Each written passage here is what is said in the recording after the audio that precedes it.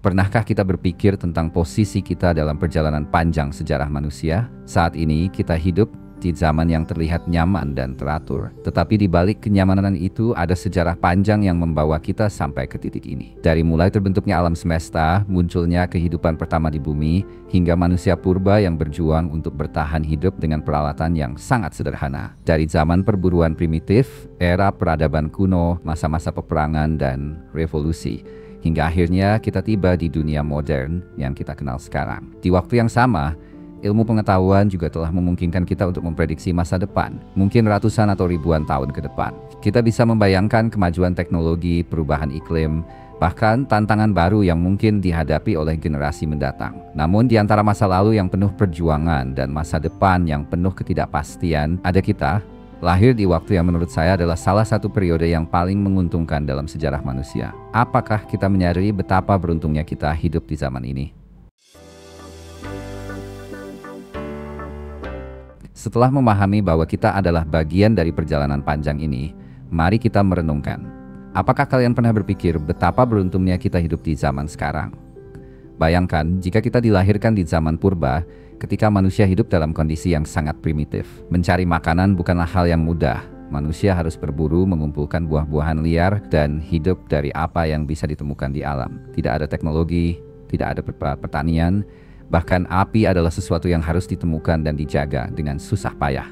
Rumah, tidak ada konsep rumah seperti yang kita kenal sekarang. Mereka hidup di gua-gua, berlindung dari cuaca ekstrem, dan selalu berada di bawah ancaman binatang buas. Kehidupan mereka penuh dengan ketidakpastian dan risiko. Selain itu, kita juga bisa membayangkan betapa sulitnya hidup di era ketika manusia belum memiliki bahasa yang berkembang. Komunikasi sederhana mungkin hanya berupa isyarat atau suara-suara dasar.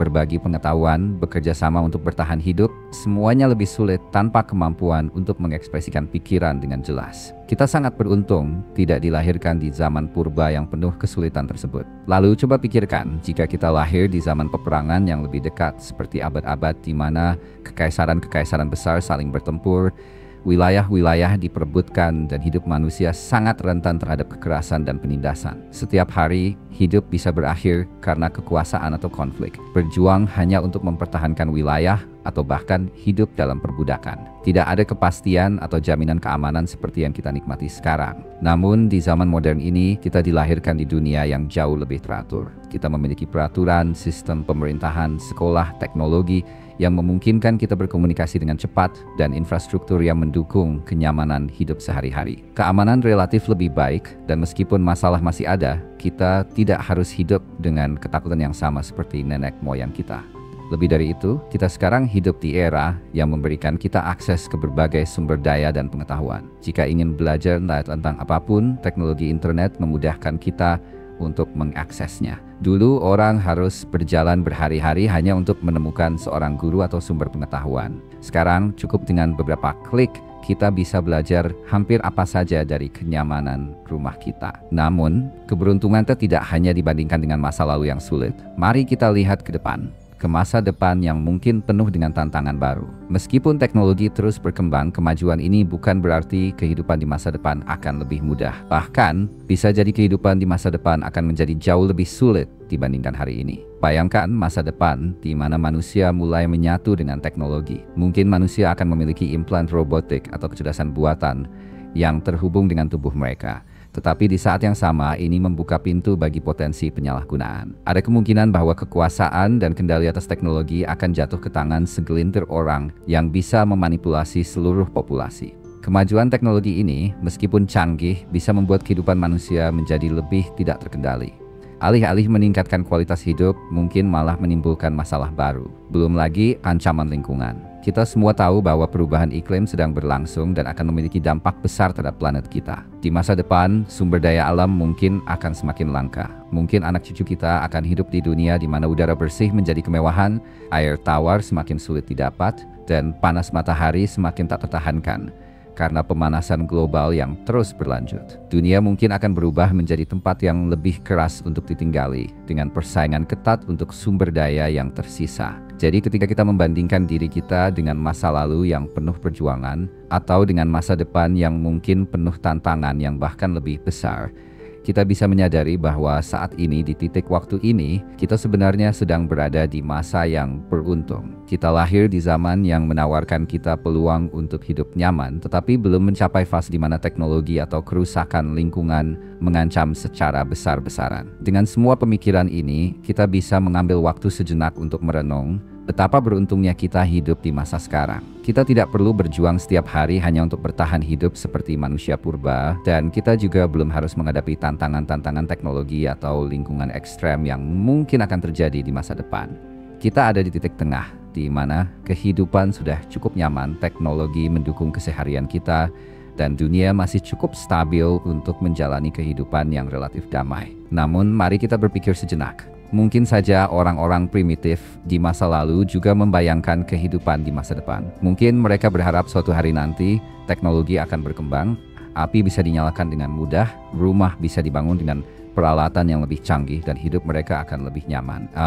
Mereka mungkin membayangkan dunia di masa depan yang sekarang kita tinggali sebagai sesuatu yang jauh lebih baik dari kehidupan mereka yang penuh dengan kesulitan dan keterbatasan. Harapan mereka adalah hidup di masa yang kita alami saat ini, di mana teknologi dan kemudahan sudah menjadi bagian dari kehidupan sehari-hari. Di sisi lain, orang-orang di masa depan mungkin justru melihat ke belakang, ke masa sekarang ini, dan merasa iri. Mereka mungkin hidup di dunia di mana teknologi begitu canggih, sehingga manusia kehilangan kendali, sumber daya semakin langka, dan lingkungan semakin rusak oleh pemanasan global. Mungkin mereka berpikir, seandainya saya bisa hidup di masa lalu, di masa yang lebih damai dan lebih alami sebelum semua ini terjadi. Mungkin mereka akan merasa bahwa hidup di masa kita sekarang lebih damai, lebih manusiawi, dan lebih terkendali dibandingkan dengan masa depan yang penuh dengan tantangan baru. Jadi, kita berada di antara dua masa yang penuh dengan ketidakpastian. Manusia purba mungkin ingin hidup di zaman kita,